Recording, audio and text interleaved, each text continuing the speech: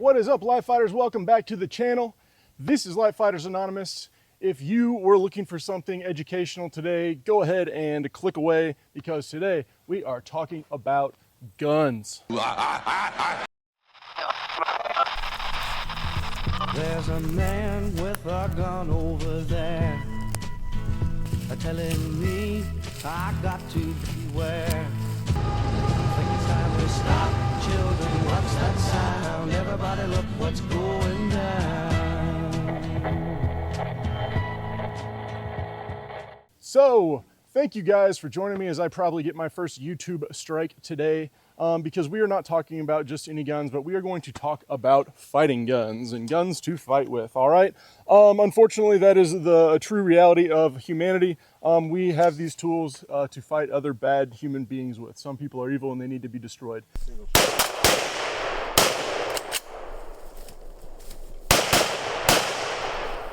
Target 5 meters. And that's just the truth of the matter. Now, quick disclaimer for you all. One, I am not an expert. I'm just doing this for fun. So take my opinion with a grain of salt.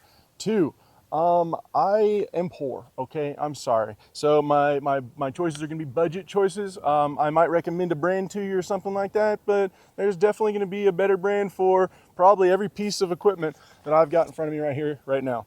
And then three, I'm really not even a gun guy. I like the old adage, carpenters don't sit around all day talking about fucking hammers. And that's the truth of the matter. I don't worship guns. I don't like guns. I'm definitely not a collector by any means.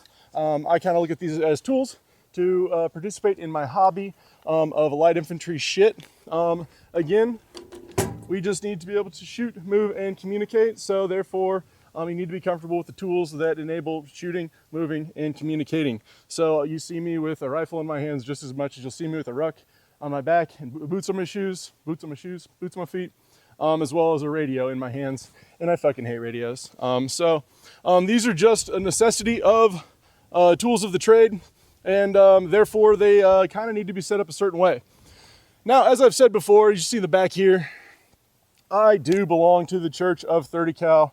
This is 30 caliber is God's caliber. 7.62 and NATO is what Jesus wants you to be shooting. And this is an AR-10B made by Armalite in the early 2000s. This was gifted to me by a mentor and a family friend. He is a great guy. But this is my very first, I guess, if you will, real high-grade rifle. Unfortunately, 308 is getting prohibitively expensive to train with and shoot for fun. If you go to like a Dick's Sporting Goods, you're gonna be looking at $2 a bullet. You can order online for about half that, but still, it's very expensive. So, unfortunately, I don't have the 308 daddy all tricked out to go have fun in the woods. This is no longer my mainline fighting rifle anymore, although it's still a lot of fun to shoot and it's still a fantastic rifle. Unfortunately, for that expense reason and the fact that you can double your, literally double your ammunition capacity in a similar package also is the other reason I've switched to the posty little 223, 5.56, 22 Magnums, whatever you want to call them. But let's talk about an adequate fighting rifle.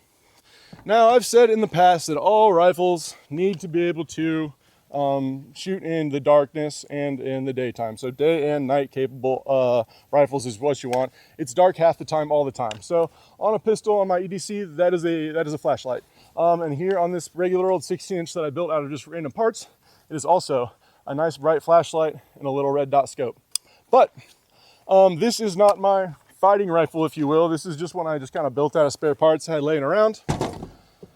My fighting rifle that I have currently built out is right here. And it is a little bit different than that one. And I'm gonna go ahead and take you front to back end of my fighting rifle theory real quick.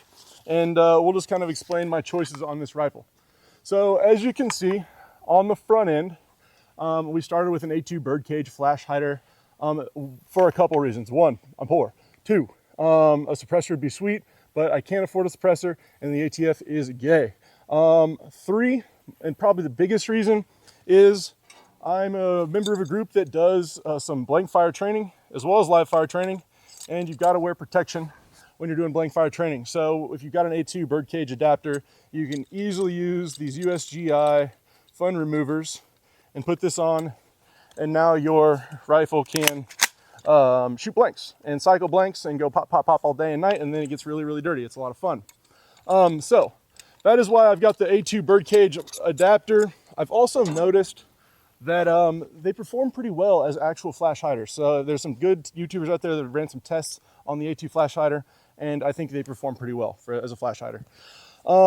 Moving back down, we've got a 20-inch stainless steel barrel. Okay, so why 20 inches? Well, because Eugene Stoner, that's fucking why.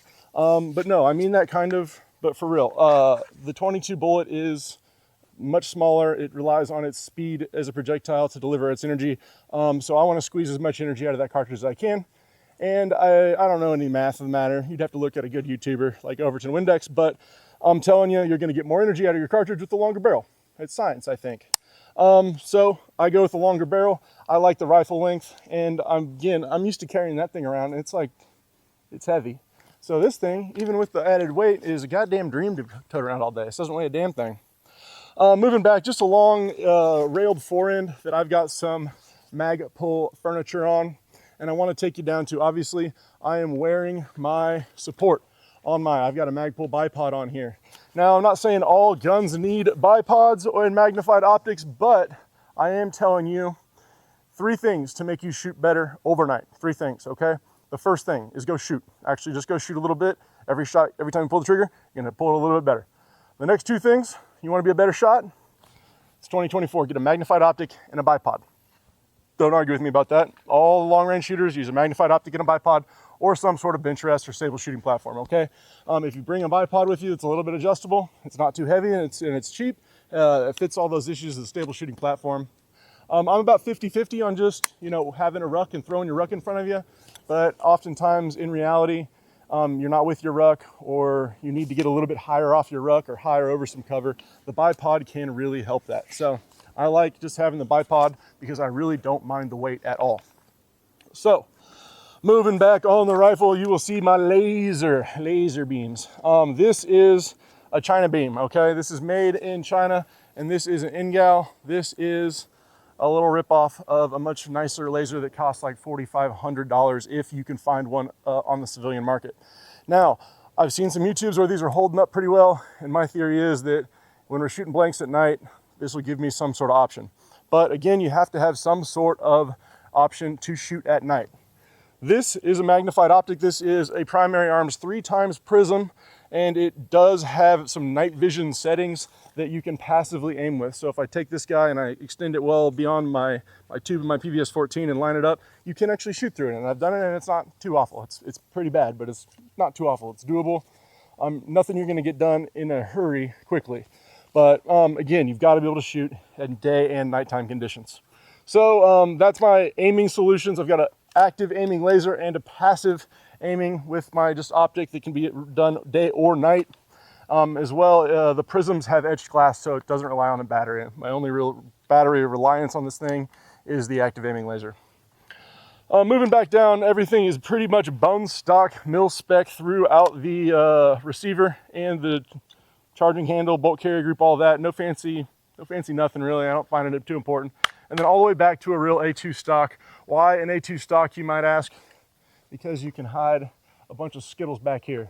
I don't keep any Skittles back there on the day-to-day basis because ants get in there, but it can hold a whole pack, almost a pack and a half if you pour them out of there, all right? You can have Skittles anywhere you are.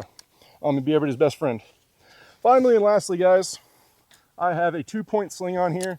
Right now it's expanded pretty big because I was playing with my rifle, using it around. So if I have to use my rifle, this is kind of how I carry it, like this.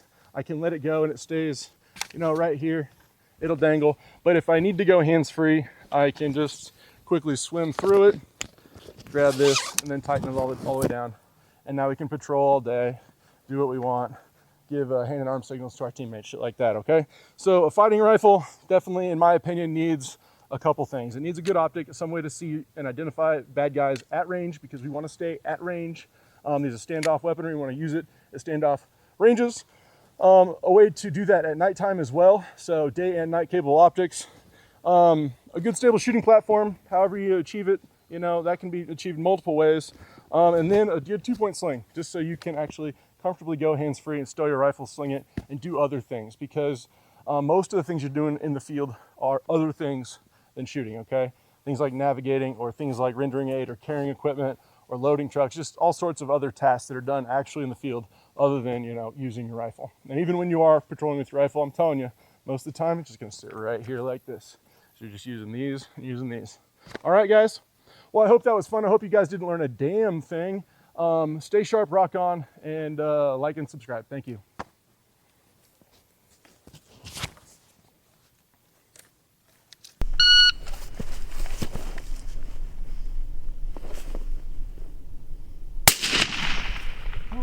Wasn't a hit. Nope, no hits. Keep trying.